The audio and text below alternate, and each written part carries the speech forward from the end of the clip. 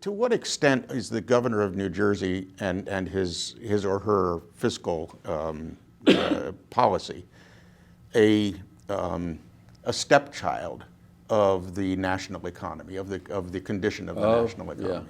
Yeah. I think we're driven a lot by the national economy.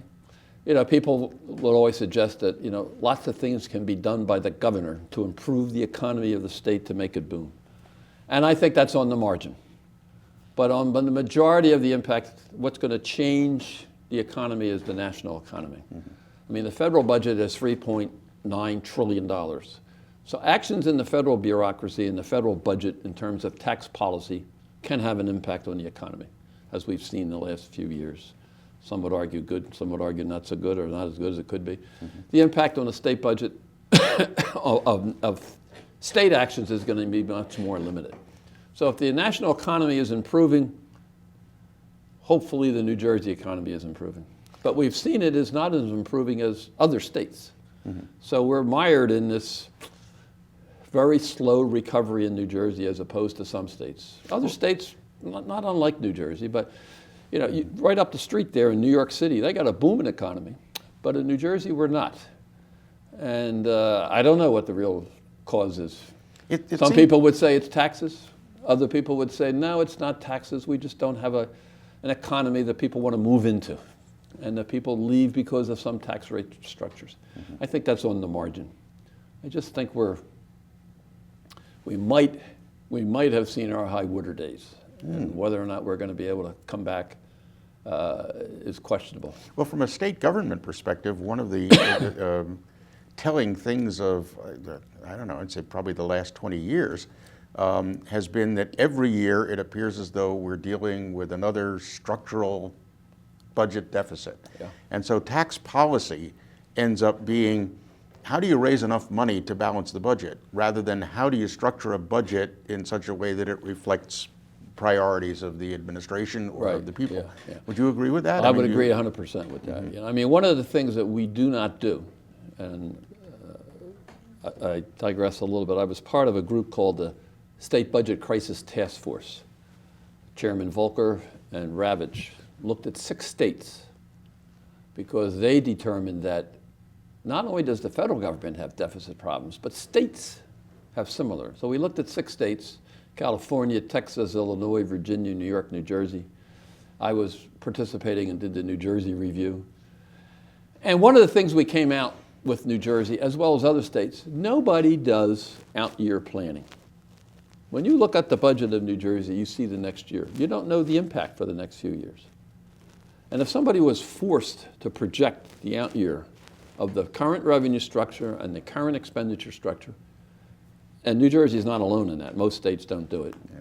Some states do it. I happened to look the other day for another reason in the state of Maryland. You can look at their next 4 years of what they see the situation is. You might argue with their assumptions, but you would at least know what the assumptions are. Mm-hmm. So I dare say that nobody knows what's coming up in the next couple of years. I participated in another group with a bunch of old has-been state government people called Facing the Future. We actually produced a 4-year budget projection that showed we had big gaps.